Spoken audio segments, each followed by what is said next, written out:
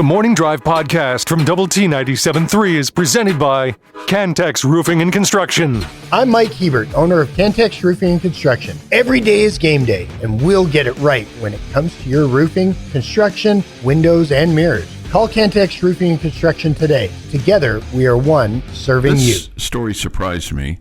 And I didn't think he was going to be this guy, and maybe he's not, but he's yet to deny it, at least that I'm aware of. And the SEC media days are going on right now.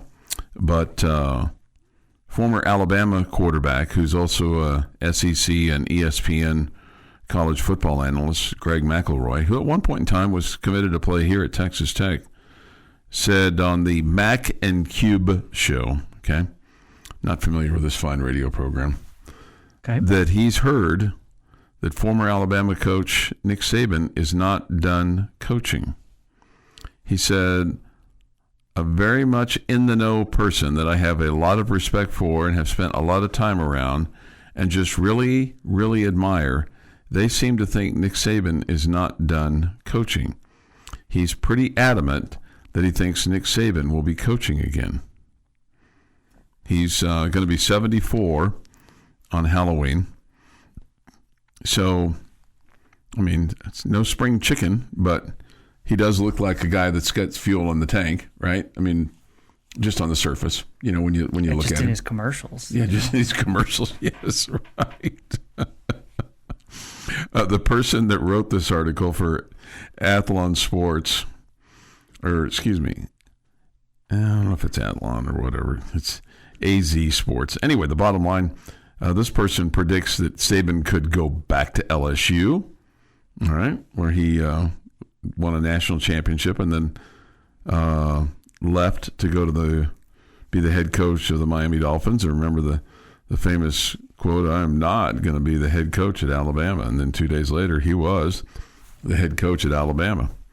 They have him potentially going to the NFL with the New York Giants or the Cincinnati Bengals. Some speculation, including from Lane Kiffin, who previously worked under Saban. I kind of thought it might be the NFL because he's so sharp still, and the fact that he did not have success, you know, at the NFL level. And then Alabama. Alabama, okay, all places. Kalen DeBoer, if he falls flat on his face in 2025 and Alabama decides to move on and brings him back to coach in 26, while also leading the search for a new coach. DeBoer wasn't necessarily Saban's guy. Okay. You would have thought that Alabama would have maybe looked at Nick Saban and go, hey, who do you think would be a good fit for this job? Since he had so much success there, right?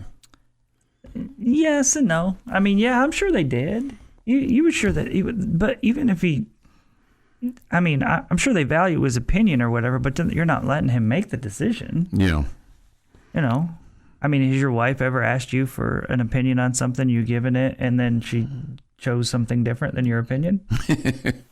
Or vice versa. Okay, yeah, sure. Or have you just anybody in your daily life asked them, hey, what do you think about this? And they answer, and you're like, yeah, okay, I'll take that into account. And then sure, you're thinking to yourself, pretty much every day. And then you're thinking to yourself, man, I'm not really going that route. Yeah. I mean, so I'm sure they asked Nick Saban. Mm-hmm.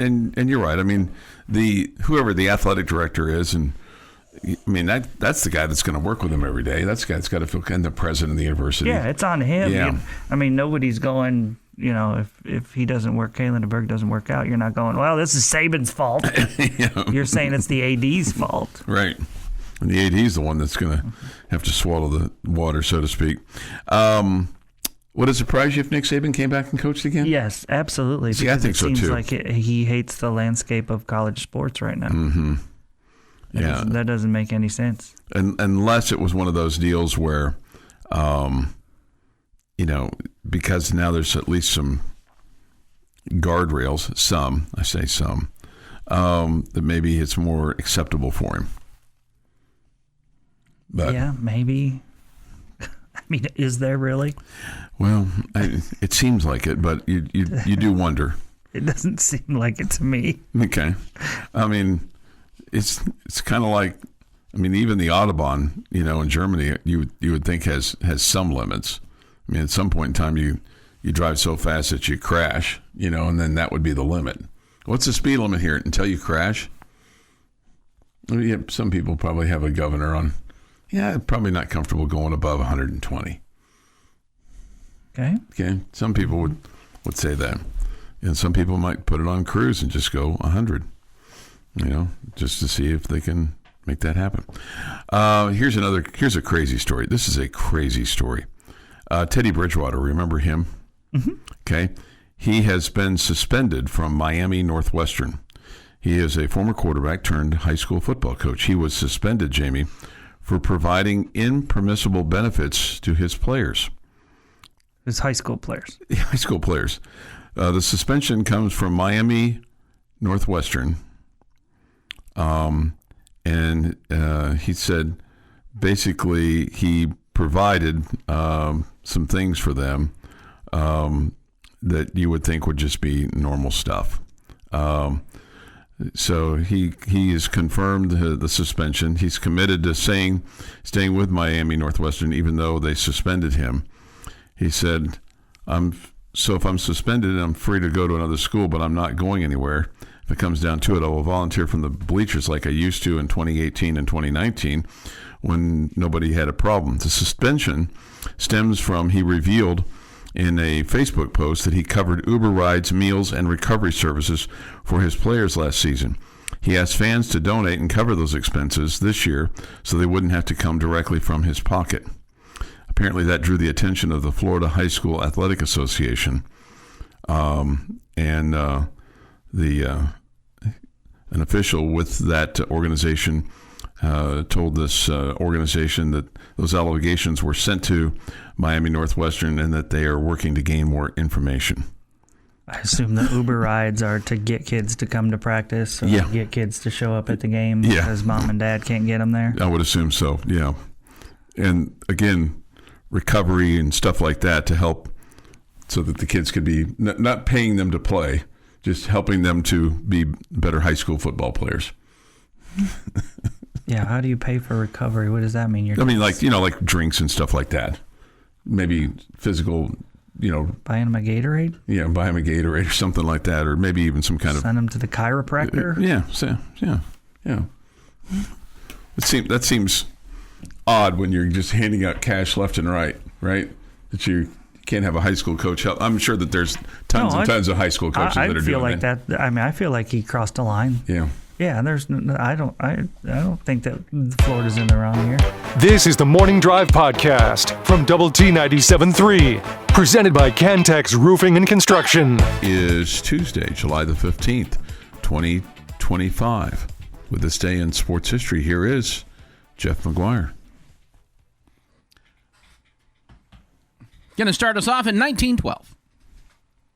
American athlete Jim Thorpe places in the top 4 in all 10 events for the Olympic record 8,413 points to win the decathlon gold medal at the Stockholm Olympics. Have you seen the, I think it's History Channel thing on him? Yes. It is fantastic. I thought of you when I saw that the other day. I was like, well, that'd be something Jeff would like. When the History Channel does actual History Channel things, as opposed to aliens, I'm in. So let's mark it down here. July 15th of 2025. I just want to get this in writing here. Verbal writing. Jeff does not believe in aliens. I do believe in aliens. You do? Okay. I don't believe that they have done everything on this planet. I believe that they make exist. The pyramids? No. No, they did not. They did not. Okay. No. Did they help at all? No. Any of their technology? Not even. Only inspiration through the stars in the sky that they live around. Who made the pyramids? The Egyptians? That would be who I would guess, yes. Yeah, that would be my vote, too. Okay. Well. Yeah. It's amazing what you can do with unlimited funds and unlimited manpower. That's all I'm saying. They had a lot of manpower, apparently. They had a lot of manpower. They didn't have the technology that we have nowadays. To cut rocks? Yeah, they did. They were very large rocks that they had to move and all that. It's pretty impressive. I'm not saying they are not impressive. Yeah. I am saying it's amazing what you can do with manpower. Is that a bucket list destination? I don't know why the aliens didn't offer to help, though. Felt like they could have helped out. I would love to see absolutely see some pyramids. Go to Egypt. Go to Egypt and all that. Yeah, ride the camels and all that kind of stuff. You and the missus. I don't know if I want to ride a camel, but if that's what it requires, I probably could hang. Okay. Yeah. Don't they smell terribly? I think so. Yeah. And they spit, apparently. I think. I get that from... Generally speaking, most animals do we smell. could say the same about all of us, though, too, right? Yeah. 1960. Baltimore future Baseball Hall of Fame third baseman Brooks Robinson goes 5 for 5, including the cycle, in the Orioles' 5-2 win over the Chicago White Sox. 1973, San Francisco Giant Willie McCovey becomes the 15th to hit 400 home runs. This one at Candlestick Park against the Pittsburgh Pirates' Bob Moose. 1996. After 2,216 consecutive games at shortstop, Major League Baseball Oriole Cal Ripken moves to third. He still played. Okay. He would play short at least one more time, though. Right. All-Star game. 2011, former Red Raider Josh Tomlin gets the win after going 5 innings, walking 1, and surrendering 6 hits in a 6-5 Indians victory over the Red Sox. And in 2018, at the Wimbledon's championship on the men's side, Novak Djokovic wins his 4th Wimbledon title, beating South African Kevin Anderson 6-2, 6-2, 7-6. It is National Gummy Worm Day and National Tapioca Pudding Day. Happy birthday to Scott Foley, who's 53. Barry Melrose is 69. And Terry O'Quinn is 72. You may know him as from Lost, or he's the bad guy in The Rocketeer, which is a highly underrated movie. And although there is some debate about the exact date on which it was likely found, it is most likely on July 15th of 1799. During Napoleon Bonaparte's Egyptian campaign, a French soldier discovers a black basalt slab inscribed with ancient writings near the town of Rosetta, about 35 miles east of Alexandria. The irregularly shaped stone contained fragments of passages written in 3 different scripts: Greek, Egyptian hieroglyphs, and Egyptian demonic. The ancient Greek of the Rosetta Stone told archaeologists that it was inscribed by priests honoring the king of Egypt in the 2nd century BC. More startlingly, that the Greek passage announced that the 3 scripts were all identical meaning. This is how we figured out what the hieroglyphs meant. And that is this day in sports history. All right. This day in sports history. Today, Jamie, Jeff, our fine listening audience, is also St. Swithin's Day. He was a bishop of Winchester in the 9th century, known for his humility, requested to be buried in the churchyard, not in the cathedral, so that rain and passerbyers could walk on his grave. However, they moved his remains inside Winchester Cathedral on July 15th. A great storm ensued, solidifying the belief that the weather on that day would dictate the weather for the next 40 days. While the folklore is widely known, the Royal Meteorology Society says there's no scientific data to support the 40-day weather prediction, because on St. Swithin's Day, if it rains, it's supposed to rain for the next 40 days, or be fair if it doesn't for the next 40 days. Okay? There is nowhere on the planet in our current weather system. Yeah. We're not. If we go back to Noah, sure, there was 40 days. But since then, there is no place on this planet that it can rain for 40 days straight. This is the belief that is based on the legend of Saint Swithin, a bishop of Winchester, who requested to be buried outside where rain could fall on his grave and people could walk on it. So, Do you believe it? do I believe it? Well, it's. Do you believe it? I mean, you just told us something. If you felt like it was valuable for us to know. I'm curious, yeah. Do you believe that? Yeah, I'm going to keep track. If it rains today, then it's going to rain for the next 40 days. It's not going to rain today, and it'll be Anywhere on the planet. If it rained today, you think it's going to rain for the next 40 days? I'm going to go on the. No, I don't think No, so. you don't. Hang on. Whoa. Everybody knows you don't. Let's do. Hang on. We can do this. Is it only here? He's a joke show. I mean, nobody believes that. A joke show. Well, we should have. It is a joke. It is a joke show. You're right. I mean, but still, I mean, there are people that probably have St. Swithin's Day off. I don't think there is. Okay. Carol on the Bob Newhart show wanted St. Swithin's Day off.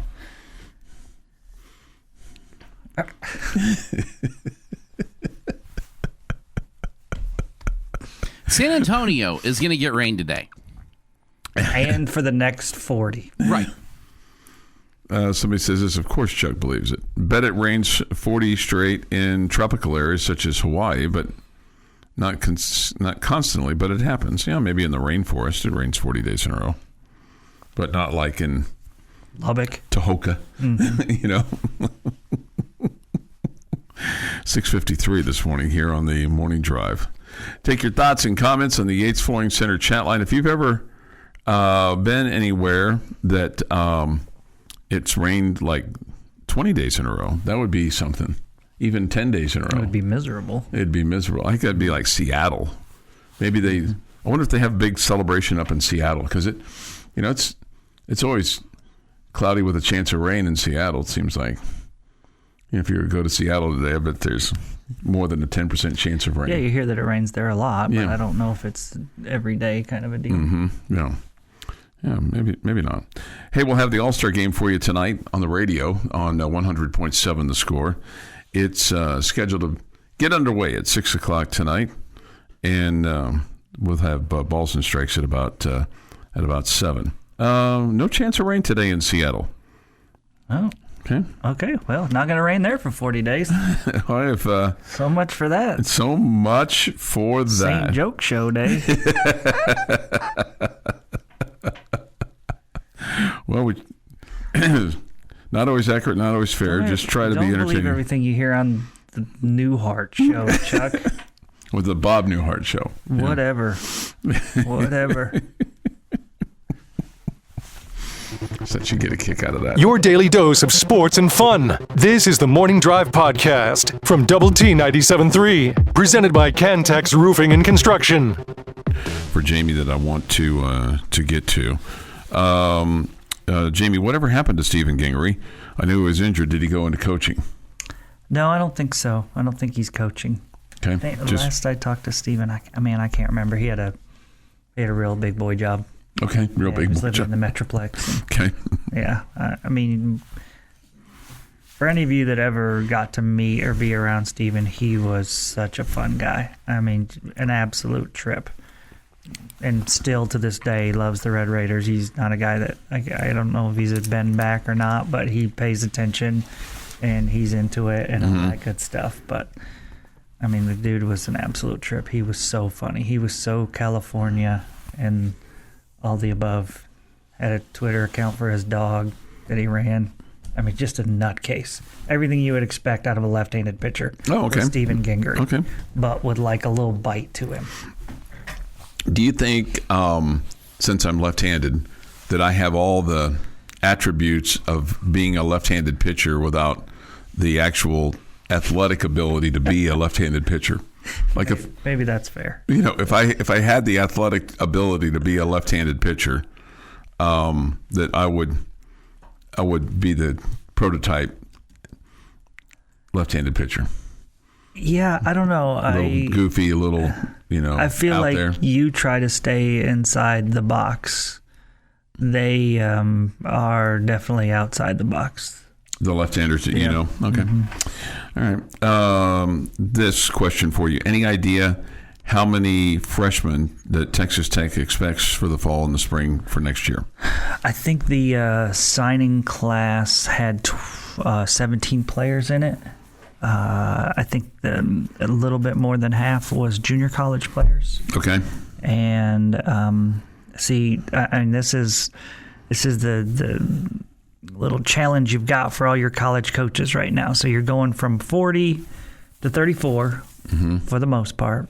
Okay, you're going from 40 to 34. You you got all the transfer portal movement, right? Mm-hmm. And you're letting guys go, or guys are leaving, and you're bringing guys in, and you've got a signing class that's committed to you as well. So every time a guy hits the portal that maybe you didn't expect to hit the portal, okay, you're thinking to yourself, all right, there's a roster spot available. Or every time you see somebody in the portal you think you like and you want to commit, then you've got to say somebody else, hey, you got to be gone. See you later. See you later. So you have, again, 17 guys or whatever in this class, and you're saying to yourself, okay, well, do we like that guy in the portal more than we like the future of this guy coming, whether he's a junior college guy or a high school guy? I mean, and a lot of those guys, especially the junior college ones, you expect to come in and compete right away. Sure. Right? To be guys that make an impact immediately. Any of your portal guys, right? All of your portal guys, you do. Yeah. All your portal guys, Yeah. you're not, for the most part, you're not expecting them. And I know the Red Raiders have kind of taken a couple flyers on 2 pitchers, but I still think they think they're the high level. They can be high level pitchers for them, or they wouldn't have. They're not bringing them in thinking, hey, 3 years from now they're going to be good. They think they can help right now. So it's this game that you have. It's a game of tug of war with the roster. And again, everybody knows that. I mean, everybody looks at, but it's Texas Tech, but it's because that's what we pay attention to. But if you look at the other schools, it's very similar, where you have a lot more going out than you have coming in. Okay? And it's because they've got to cut spots. So depending on how many you're bringing in your signing class, and I would say some schools rely on the portal heavier than the others do. Maybe it's rely on, or maybe it's have the money to rely on the portal. Probably a little column A and B there, right? Absolutely. And some schools look to develop players and make it work with less funds. So there's a happy medium with all of that, and that's kind of what is going on. But to answer the question, I think there's 17 in the signing class. Now, will all 17 end up here? Well, we saw yesterday one of them got drafted in the 7th round, so you would expect he's not going to make it. Yeah. Okay? But we don't know that for certain. And we probably might not know until July 28th. You just don't know. But what's a guy in the 7th round slotted to make ballpark? I think I read yesterday where it was $250-ish. Okay. Something like that. Yeah, $250,000. Which would be, before last season, that's way more than anybody on your team was making. Okay. I don't know specifically what the numbers are now, but that was way more. And then highly unlikely that you would more than double. Highly unlikely that you would pay anybody that amount too. Don't know. No, I don't know. I've been told that they've made an effort to get some money together to try to keep some of these guys. Like, for example, Damian Bravo's situation.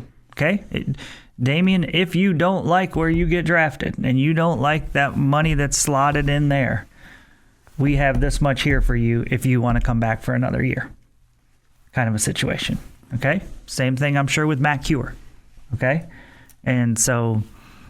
Those guys have decisions to make. I think that Texas Tech has attempted to make the decision harder for them. Does that make sense? Yeah. Yeah. And one of the questions I was going to have, or point that I wanted you to comment on, is just the nature of the baseball program is so much different than maybe some of the other programs on campus, in that those guys, as we know, hold the cards pretty close to their vest.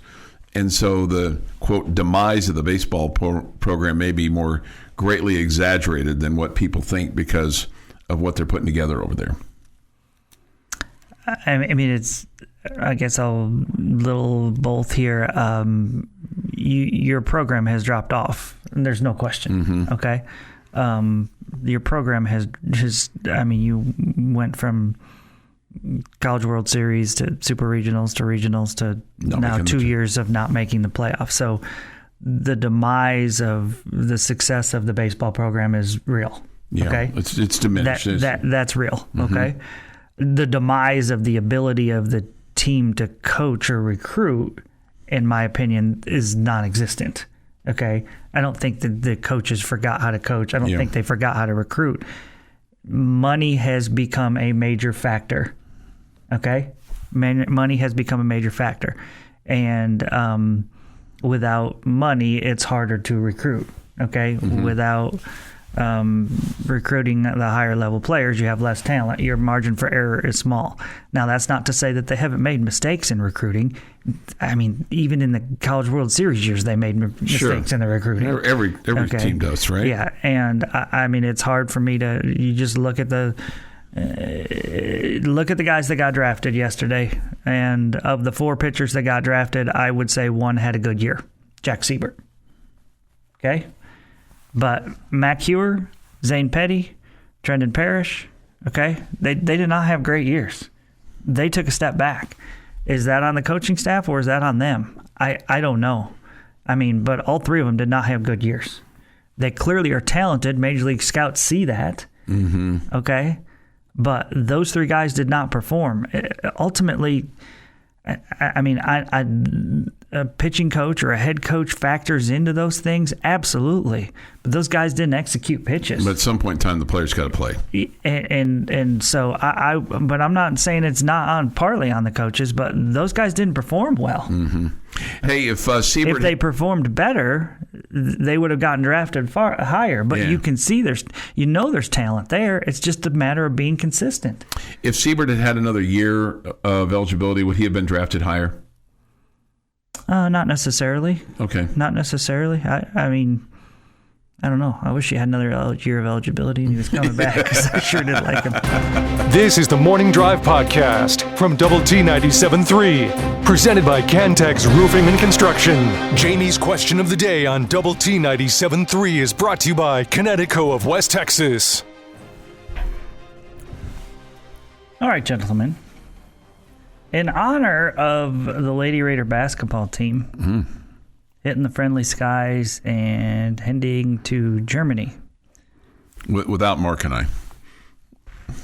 Without Mark and Chuck. And you Rule number 1. Did not make it into your vacation plans. I don't understand.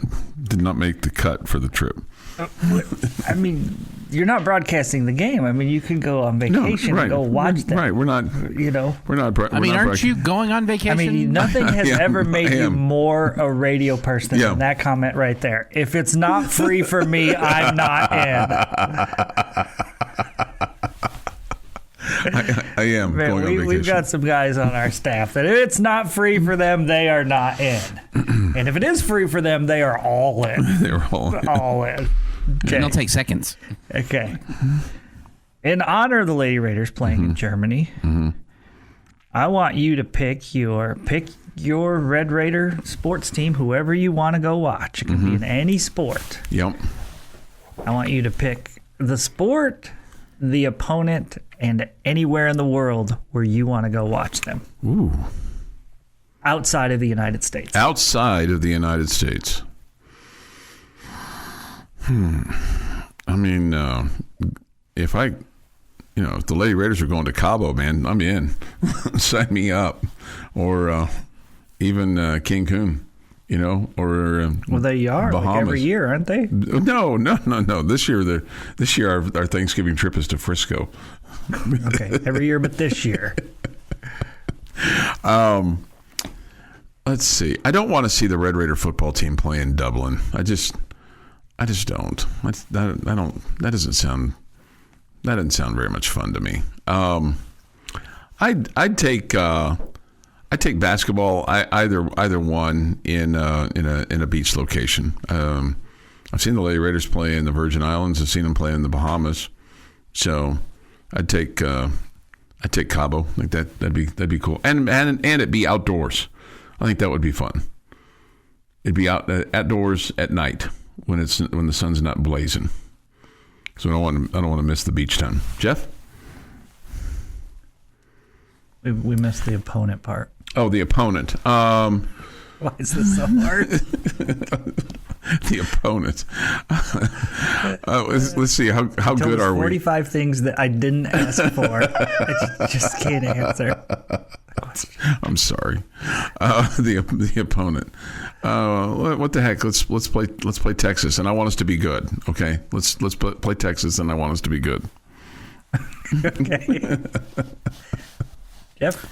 Okay, so just follow me for a minute here, because this is not a typical answer. But when I think of really famous stadiums to play in, as much as I would like to say, like Yankee Stadium, that's in the United States. As much as I want to say Fenway Park, United States, Cowboy Stadium. I mean, New York's a different country. There's some truth in that. So my next thing was like Sky Dome, but they don't. It's not the same anymore. Yeah. So then I'm thinking abroad, obviously, and I went Manchester City. The pitch there. Who would play? The Lady Raider soccer team, or the Red Raider soccer team? Excuse me. Yeah. But who would they play? And that's the hard part, because as much as we love the Red Raider soccer team, they're not filling that stadium. So you've got to bring in somebody that's going to bring in a crowd. Who would be fun for them to play? Team Canada with Janine Becky on it. Then you get the complete Red Raider soccer feeling at the most famous soccer pitch in the world. That would be fun. Okay. Well, this will be shocking. Chuck and I adamantly disagree on this one because I want to see the Red Raider football team in Dublin. Against Notre Dame. Against Notre Dame. They'll all be against us, and I'm picking football and not baseball because I want more Red Raiders there with me. Would you go? I think more Red Raiders would go. I would love to go. Yeah. And I think more Red Raiders would go and think that was fun. It's a place I'd love to visit. Okay, so, I mean, I wouldn't just be in and out. I would definitely be there a few days before or a few days after to get in some hiking and other stuff. But absolutely, I mean, for them to all be rooting for Notre Dame, that would be fun for us. And our fan base, we would show out. It would be a blast. We'd probably get that done for you. Get that sponsored so you could go. I'll just go. Okay. I'll just go. We'd put you to work if you went over there. But, yeah. Yeah, I'll just go. You just go? Go on just go. Just go. Would you take the missus with you? Sure I would. Would she like to go? Yes. Okay. We'll work out together while we're there. No, you wouldn't. Why wouldn't we? Do you do that now? Do you work out together now? We have before. You have before? I wouldn't say it's on the reg or anything, but we have before. Yeah. It doesn't. There's no bother. We've still stayed married, and well, I mean, 31 years is pretty good. I mean, she didn't get coming up on 31. bothered by my sweatiness and divorce me over it or anything. She didn't show me up by lifting more than me. Is that what your problem is? No, not at all. You're afraid she's going to outlift you? No, I already know. You don't trust her as a spotter? I don't do that kind. I don't do that kind of lifting where I need a spotter. No. And by the way, the sweaty guy has moved to another. He's moved to another location because one of my insulted him. One of my bosses confronted him the other day. My boss confronted him the other day, not you, my other boss. My 9 to 5 boss. You're my 6 to 9 boss. He confronted him and said, "Hey, could you towel off because you're dripping everywhere?" He couldn't even put his socks on without getting sweatiness on him. So this guy's disgusting, and he's moved to another. He moved away from my gym, which is great. It's awesome. And moved to another one of their locations in the city. It's exciting. I know it's exciting. Let's see. JL, you'd love the Aran Islands off the coast of Galway. Okay. That sounds awesome. I have no idea where it is. But JL is a true fan. Chuck, only a fan when travel's paid for by working, LOL. And that's not true. I've traveled many, many times to see the Red Raiders play. Different locations. I'm sad for you that you're not going to Germany to watch the Lady Raiders play. Would you drink steins of beer while in Ireland? Would you go to the Guinness plant? That's like drinking oil to me, but if a Red Raider offered to buy me one in wherever we were, some pub, Yeah. You would have one? I'd have to, do as the Romans do, right? Yeah, right. When in Rome, right? Right. Your daily dose of sports and fun. This is the Morning Drive Podcast from Double T 97.3, presented by Cantex Roofing and Construction. Morning Drive. Thank you for being with us today. Somebody says this, the things that Chuck contemplates. Yeah, and I don't even give you everything that I'm thinking or contemplating. So, well, that's disappointing. I mean, you get the good stuff, but some The good stuff. Woo. You get the good. All right, which do you want here? This is college football related. Do you want the 15 most hated college football teams? And this is by year with the year. So it's not necessarily by program. Okay, it's like the 2022 blank year was blah blah blah. Or do you want who Dan Orlovsky, and why this guy's so important all of a sudden, but he works for ESPN, so he is important. But he was a nondescript player. But anyway, he has an opinion as to which conference will have the most college football playoff participants. Which would you like to hear about? Both. Okay, we'll start with Dan because I think that'll be easiest. I think. He thinks the Big Ten will have the most college football playoff teams for the 2025 season. He thinks that there'll be 5 teams, Penn State, Ohio State, Oregon, Illinois, and the 5th team is probably going to be Indiana. Indiana. Well, Indiana was just there. I know, but they played nobody. And that. Yeah, but why are... Okay, so why are you so shocked by Indiana but not Illinois? Well, Illinois too. Yeah. What were they last year? Yeah, well, I know. They haven't been relevant in a crazy long time. I know. And they got that ogre over there as a coach, Brett Bielema, who just looks like an angry man all the time. Okay. But which kind of leads me to a question I was going to ask you with regard to the Big 12. Do you really think the Big 12 media poll influenced the College Football Playoff Committee because, well, Arizona State was ranked 16th and then they win the Big 12, and so as a result you only get one big? Or do you think it's just, hey, the Big 12 just wasn't good enough last year? And do you really think the Big 12 media poll can really influence things like whether you get 1 or 2 teams into the College Football Playoff poll? Well, first off, I mean, it didn't affect Arizona State at all because they got an automatic bid.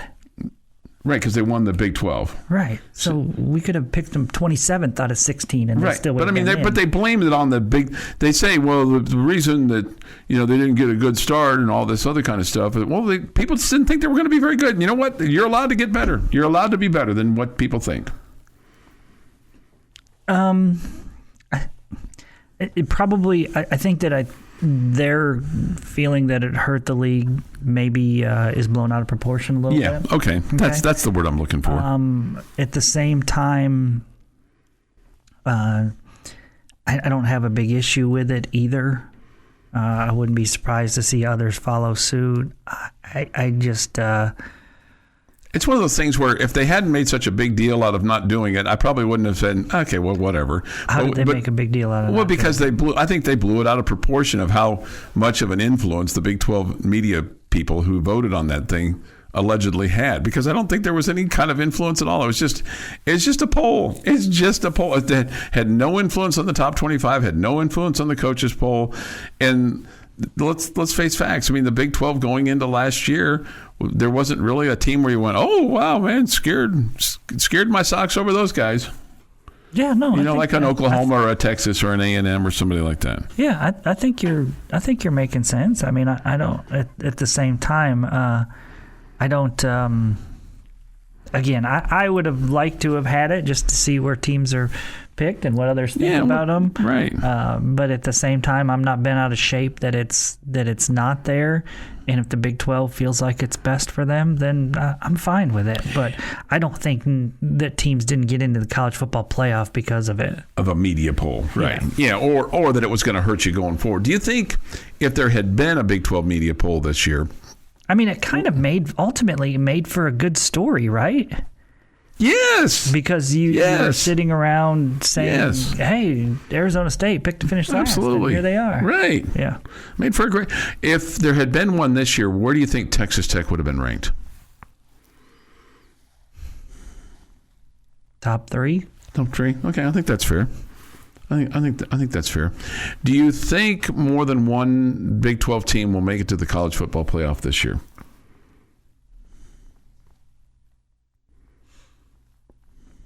I'm gonna say yes. Okay. Can you do it with, let's just say, 10 regular season wins and losing the Big 12 championship game? Or do you have to be 11-1 even if you lose the Big 12 championship game? Probably have to be 11-1, then lose the Big 12 championship game. Okay. Mm-hmm. I'm changing my mind. I don't think they're going to get 2 in. Okay. I don't. Okay. I don't. Okay. I think it's going to be a Red Raiders, and that's it. Okay. And so if you have, let's just say you have 5 from the Big 10 and 4 from the SEC, 1 from the Big 12, that's 10, 1 from the ACC, that's 11, and then the, participation trophy team that gets in. Or Notre Dame.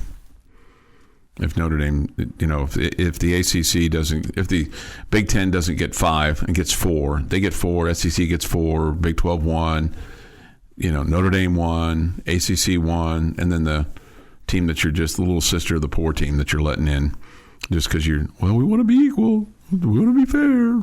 Let's let those guys in even though they don't play anybody. Just because they're the highest ranked, outlier team, even though there's better teams better than them. I'm going to let them in anyway. Super fun. Yeah. Yeah. Well, last year their team was deserving. Boise. Yeah. Were they? I think they were. You do? I mean, where were they ranked? I know, but I mean, at the time, weren't they inside the top 10? Don't you feel like Texas Tech could have just wiped the mat with them? With that defense, I don't think you were wiping any mats. You might be have been able to outscore them, survive against them, but I don't think you were wiping the mat with with that defense. Yeah. Let's see here. They beat Georgia Southern. Woo! They lost to Oregon, okay? They beat Portland State. In a close game, right? In a close game, 37-34. Yeah, Oregon was where? They were 7th at the time. No, but Oregon ended up being ranked number 1 for a good part of the season. Yeah, right. They beat Washington State. Woo! They beat Utah State. Okay, how'd you do when you played Washington State the last time? You lost to them. You got the floor wiped with you or whatever. They won at Hawaii. Okay, they weren't bothered by the distractions of the hula girls. They won at Vegas. They weren't bothered by the distraction of the strippers. San Diego State. They weren't bothered by the distraction of the zoo. They won at Nevada. They weren't bothered by the hard-living, hard-loving, blue collar people that live in Reno. That's a hard city to live in, I think, because it's tough town. It's like wear your brass knuckles every day. They won at San Jose State. They did win at Wyoming, which we've lost there. They did beat Oregon State. They did beat UNLV. So and then they got creamed by Penn State. So I don't know. I don't think that's a schedule deserving of making the college football playoff. Just my humble opinion. I don't like that they're guaranteed something. I agree with you. But plus they had that blue field, which I love. I'm a fan of. Okay. I wish we had a red one. You would hate that, wouldn't you? A red field? That'd be awesome. Problem is that it would fade. Yeah. By year 3, it's a pink field. Yeah. I like put tarps over it. I like green. I like green. I think we've got a nice field, a nice green field with pretty end zones and north end zone, a south end zone complex to complement both ends of the field. Sides too, suites on both sides. Very symmetrical. This has been the Morning Drive Podcast, presented by Cantex Roofing and Construction. Check out our library of Double T 97.3 podcasts at doublet973.com.